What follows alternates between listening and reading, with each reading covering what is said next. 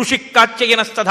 ఈ ఋషులందరినీ పిలిచాడు, బయలుదేరండి అన్నాడు. తన రథాన్ని సిద్ధం చేసుకున్నాడు. అందరూ బయలుదేరారు. వాళ్ళు రావడానికి 3 రోజులు పెట్టింది, దశరథుడు వెళ్ళడానికి 4 రోజులు పెట్టింది. అంటే దూతలు అంత తొందరగా వచ్చారు, విశ్రాంతి తీసుకోకుండా 4 రోజులు ప్రయాణం చేసి మిథిలా నగరాన్ని చేరుకున్నారు. సంతోషంగా జనక మహారాజు గారు స్వాగతం చెప్పారు. చెప్పిన తర్వాత కూర్చోపెట్టారు. చక్కగా నా తమ్ముడైనటువంటి కుశధ్వజుడు ఉన్నాడు, ఆయన్ని కూడా పిలిపిస్తాను, నేనంటే చాలా ప్రీతి కలిగినవాడు, నా తమ్ముడు కూడా పక్కన ఉండగా మాట్లాడుకుంటే మనకి సంతోషంగా ఉంటుందన్నాడు. అన్నదమ్ముల యొక్క ప్రేమ అంటే ఎలా ఉంటుందో, మర్యాద అంటే ఎలా ఉంటుందో చూపించారు. అన్నయ్య ఇప్పుడు నాకు ఎక్కడ కూర్చుంటుందిలే అన్నయ్య, సెటిల్ అయితే అప్పుడు వస్తానులే అనలేదు. కుశధ్వజుడు పరుగు పరుగును వచ్చాడు.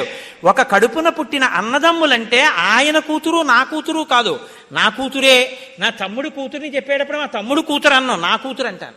నా కూతురు గురించి చెప్పేటప్పుడు నా తమ్ముడు మా అన్నయ్య కూతురు అంట, నా కూతురు అంటాడు. నా కూతురనే అంటాం, నా కూతురని నోటితో అంటాం కాదు. ఆ పరుగు ఆర్తి అలా ఉండాలి. అలా ఉన్నవాడు నా తమ్ముడు. పరిగెత్తుకొచ్చాడు. పరిగెత్తుకుంటూ వచ్చాడు. అందరూ కూర్చున్నారు. మా వంశం ఇంత గొప్పదని దశరథుడు చెప్పుకోవడం కాదు, పరాకు లేకుండా, పెంచకుండా, తుంచకుండా ఉన్నదన్నట్లు మాట్లాడాలంటే పురోహితులు మాట్లాడాలి. పెళ్లి చేసేటప్పుడు, నిశ్చితార్థం చేసేటప్పుడు ఇవ్వాలంటే మన దౌర్భాగ్య స్థితి అలా వచ్చింది. పెళ్ళి అవ్వకుండానే నిశ్చితార్థంలో పెళ్లి కొడుకు కూతురు పక్క పక్కన కూర్చోవడం, దండలేసేసుకోవడం, ముట్టేసుకోవడం, ఉంగరాలు మార్చేసుకోవడం వాళ్ళది కాదు తప్పు, పెద్దవాళ్ళది తప్పు. వాళ్ళు చెప్పాలి, నువ్వెందుకమ్మా, నువ్వు కాదు నిశ్చితార్థానికి రావలసింది, నేను వెళ్ళవలసిన వాడిని, మాటిచ్చి పుచ్చుకుని తాంబూలాలు పుచ్చుకుంటాను, నేను పెడతానని చెప్పాలి. వెళ్ళి ఆయన నిశ్చితార్థం చేసుకోవాలి. ఆడపిల్లని తీసుకెళ్ళమని ఎవడు చెప్పాడు, పక్కన కూర్చోబెట్టమని ఎవడు చెప్పాడు, దండలు మార్చుకోండి, ఉంగరాలు పెట్టుకోండి అని ఎవడు చెప్పాడు, వెడ్డింగ్ రింగ్ అన్న పాశ్చాత్య సంస్కృతి ఇక్కడికి దిగుమతి చేయమని ఎవడు చెప్పాడు, పిల్లల్ని పాడు చేయమని ఎవడు చెప్పాడు. బాధ్యత ఉంటే తల్లిదండ్రులదే, పిల్లలది కాదు. కాబట్టి ఇప్పుడు మహానుభావుడు తన భార్యలని కూడా తీసుకెళ్ళలేదు. గమ్మత్తు ఏమిటో తెలుసా అండి, దశరథ మహారాజు గారి తొందర అలా ఉంటుంది. ఆయన ఒక నిర్ణయం తీసుకుంటే అంతే, వెళ్ళిపోతాడంతే. ఈ తొందరలో గమ్మత్తు మీకు ఎక్కడ కనపడుతుందో తెలుసా అండి, చెప్పకుండా చెప్తారు మహర్షి. భరతుడి మేనమామ యుధాజిత్ వచ్చి అన్నాడు, మా మేనల్ని చూద్దామని అయోధ్య వచ్చాను, మీరేదో పెళ్లి ఏర్పాట్ల కోసం ఇక్కడికి వచ్చారని తెలిసింది, చూద్దామని పరిగెత్తుకుంటూ ఇక్కడికి వచ్చాను లేండి అన్నాడు. అంటే పిల్లల మేనమామలకు కూడా చెప్పడం. సీతారామ కళ్యాణానికి నిజానికి ఎవరిని పిలవలేదు, పెద్దగా బంధువుల్ని పిలిచినట్టు సీతారామ కళ్యాణంలో కనపడదు. ఎందుకంటే చాలా ఆకస్మికంగా వెళ్ళిపోయాడు అంతే దశరథుడు. ఇక్ష్వాకు వంశంలో పత్నుల్ని తీసుకెళ్లరు పెళ్లికి, అందుకని కౌసల్య, సుమిత్ర, కైకేయి కూడా వెళ్ళలేదు. ఇప్పుడు అందరూ వెళ్ళారు, కూర్చున్నారు. పురోహితుడైనటువంటి వశిష్ఠుడు ఇక్ష్వాకు వంశం గురించి చెప్తున్నాడు. తాంబూలాలు ఇచ్చుకునేటప్పుడు ఒకసారి ఆ వంశం గురించి చెప్పుకోవాలి, ఆడపిల్లలు మగపిల్ల. ఆయన తాతగారు ఆయనకి తెలియదు, ఆయన ముత్తాతగారు ఆయనకి తెలియదు, ఆయన ఏం చెప్తాడు? ఇంకా అసలు నీకు తెలిస్తే కదా నీ పెద్దల గురించి నువ్వు చెప్పడానికి. ఏమీ తెలియదు. ఏం తెలుసు అంటే ఉంగరాలు మార్చుకోవడం, తులం ఉంగరం పెట్టమా, తులమున్నర ఉంగరం పెట్టమా, పిల్ల పేరు మీద ఫిక్స్డ్ డిపాజిట్ అయ్యమా, పిల్లాడి పేరు మీద ఫిక్స్డ్. అపనమ్మకం, ఎంత అపనమ్మకమో చెప్పలేను. నీ కూతురే ఇంటిది అయినప్పుడు దిక్కుమాల డిపాజిట్లు, పేరు మార్పులు పనికొచ్చాయా అంటే అక్కడ కూడా అమంగళం, శంక, అనుమానం, ఇలా ఉంటాయి మనం చేసే కార్యాలు. నేను క్షమింపబడదను గాక.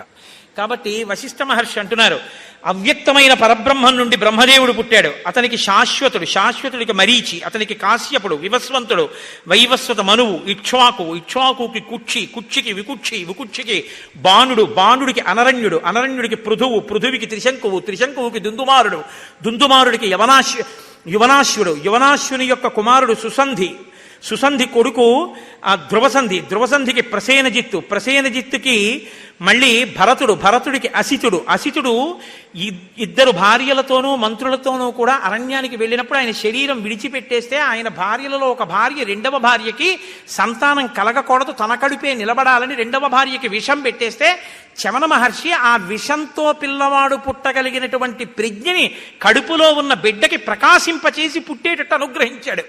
కడుపులో విషంతో పుట్టాడు కాబట్టి ఆ పిల్లవాడికి సగరుడని పేరు వచ్చింది. ఎక్కడ మహర్షి అనుగ్రహం ఉందో దాన్ని ప్రత్యేకం చెప్తారు వశిష్ఠ మహర్షి. కాబట్టి సగరుడు జన్మించాడు. అలా పుట్టినటువంటి సగరుడు, ఆ సగరుడికి అసమంజసుడు, అసమంజసుడికి అంశుమంతుడు, అంశుమంతుడికి దిలీపుడు, దిలీపుడికి భగీరథుడు, భగీరథునికి కాకుత్సుడు, కాకుత్సునికి రఘుమహారాజు, రఘుమహారాజుకి ప్రవృద్ధుడు, ప్రవృద్ధుడికి కల్మషపాదుడు. ఈ కల్మషపాదుడు అనేటటువంటి రాజు వశిష్ఠ మహర్షిని శపించబోయి చేతిలోకి నీళ్లు తీసుకున్నాడు. భార్య తప్పయ్య కులగురువుని శపించడం ఏమిటని చేతులు పట్టుకుంటే ఆ నీళ్లు ఆయన పాదముల మీద పడి కల్మషం అయ్యాయి కాబట్టి కల్మషపాదుడని పేరు. కాబట్టి కల్మషపాదుడు. అతని కుమారు శంఖనుడు, శంఖనుడికి సుదర్శనుడు, సుదర్శనుడికి అగ్నివర్ణుడు, అగ్నివర్ణుడికి శీఘ్రగుడు, శీఘ్రగుడికి మరువు, మరువుకి ప్రశుశ్రుకుడు, ఆయనకి అంబరీషుడు, అంబరీషుడికి నహుషుడు, నహుషుడికి యయాతి, యయాతికి నాభాగుడు, నాభాగుడికి అజుడు, అజుడికి దశరథుడు, దశరథుడికి రామలక్ష్మణ భరత శత్రుఘ్నులు. ఇది వాళ్ళ వంశం. ఇంత గొప్పవాళ్ళు. అంటే ఆయన అన్నాడు, మా వంశం కూడా చెప్తారు, మా పురోహితుడు శతానందుల వారు చెప్తారు, వినండి అన్నారు. అంటే అది యువతల వంశం గురించి ఎంత ధారణలో ఉన్నారో చూడండి. వాళ్ళకేం రాగద్వేషాలు ఉండవు. ఉన్నవి లేనివి కల్పించి చెప్పడం, ఉన్నవి దాచడం ఉండదు.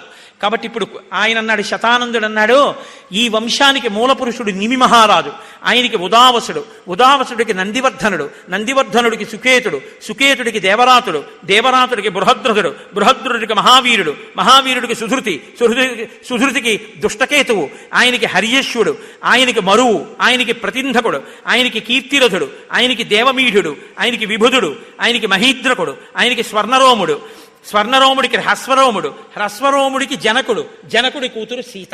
ఇప్పుడు రేపొద్దున ప్రవర చెప్తారు కళ్యాణంలో.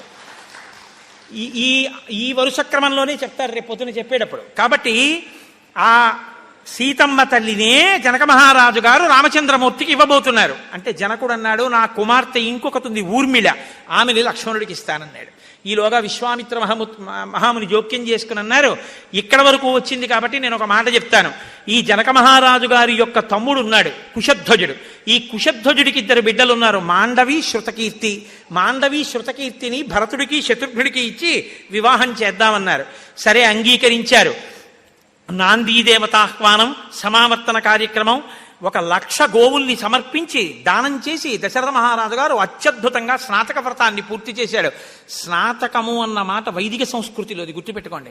విశ్వవిద్యాలయాలు స్నాతకోత్సవం చేస్తున్నాయంటారు. స్నాతకం అంటే ఏమిటో తెలుసా అండి?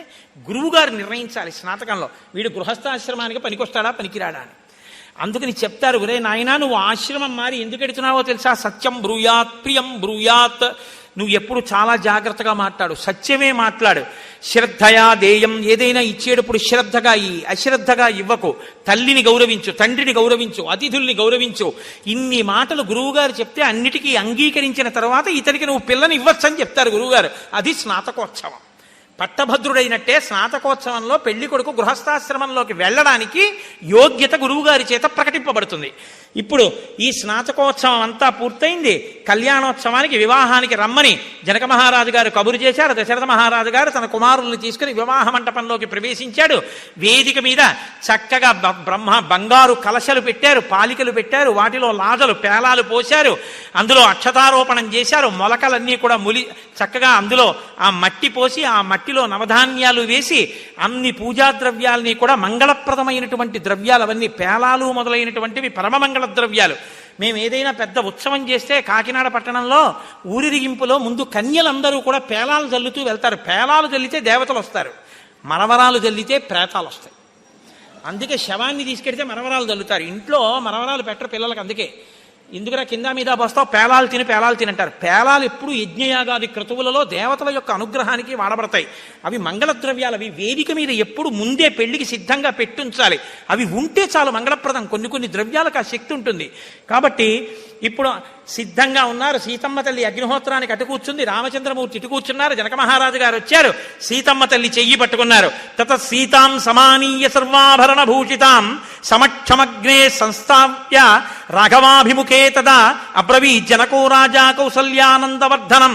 రాముణ్ణి చూసి అన్నారు, ఇయం సీత మమ సుత సహధర్మచరీతమ ప్రతీచ్య చైనాం భద్రం తే పాణిం గృహీష్వ పాణిన పతివ్రత మహాభాగా ఛాయైవానుగతా తదా ఇత్యుక్త్వా ప్రాక్షిపద్రాజ మంత్రపూతజలం తదా సాధు సాధ్వితి దేవానాం ఋషీణాం వదతాం తదా దేవదుందుభి నిర్ఘోష పుష్పవర్షో మహానభూత్ ఏవం దత్వా తదా సీతాం మంత్రోదక పురస్కృతాం అబ్రవీత్ జనకో రాజా హర్షేణాభిపరిప్లుత.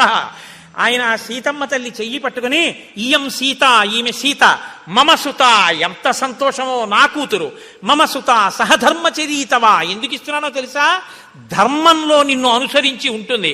పతివ్రత, పతివ్రత, ఈమె వివాహమునకు పూర్వము చేసిన నోములన్నీ మంచి భర్త కోసం, వివాహం తర్వాత చేసే వ్రతాలన్నీ నీ యొక్క అభ్యున్నతి కోసం. పతివ్రత మహాభాగ ఛాయేవానుగత సదా, నీడ అనుసరించినట్టు నిన్ను అనుసరిస్తుంది. అటువంటి పిల్లని నీకు ఇస్తున్నానని చెప్పి రామచంద్రమూర్తి చేతిలో సీతమ్మ తల్లి చెయ్యి పెట్టి, ఆ పాణిగ్రహణం వాళ్ళకి సుముహూర్తం కాబట్టి ఆ సుముహూర్త సమయానికి పాణిగ్రహణం చేయించారు. దేవదుందుబులు మోగాయి, పుష్పవృష్టి కురిసింది. ఆ తర్వాత లక్ష్మణాగచ్చ భద్రంతే ఊర్మిళాముజ్జితామ్మయ ఉచ్చి ప్రతి ఇచ్చ పాణిం గృహ్ణీష్వా మా భూత్కాలస్య పర్యయ. లక్ష్మణ రా రా అని చెప్పి లక్ష్మణుడి కూడా ఆ లక్ష్మణుడి చెయ్యి పట్టుకుని ఊర్మిళ యొక్క చెయ్యి లక్ష్మణుడి యొక్క చేతిలో పెట్టారు. తర్వాత తమేవ ముక్త్వా జనకో భరతం చాభ్యభాషత గృహాన పాణిం మాండవ్యాః పాణినా రఘునందన. మాండవి యొక్క చేతిని భరతుడి యొక్క చేతిలో పెట్టారు. శత్రుఘ్నంచాపి ధర్మాత్మా బ్రవీజ్జనకేశ్వర శృతకీర్త్యా మహాబాహో పాణిం గృహ్ణీష్వ పాణిన. శత్రుఘ్నుడి యొక్క చేతిలో శృతకీర్తి యొక్క చెయ్యి పెట్టారు. నలుగురు అన్నదమ్ములకి వివాహాలు పూర్తయ్యాయి. చాలా సంతోషంగా ఆ రాత్రి సీతారామ కళ్యాణం పూర్తయిపోయింది. మరునాటి ఉదయం విశ్వామిత్ర మహర్షి వచ్చి వాళ్ళకి అక్షతలు వేసి ఆశీర్వచనం చేసి, నేను ఉత్తర దిక్కుగా కౌశికీ నది దగ్గరికి వెళ్ళిపోతున్నానని బయలుదేరిపోయాడు.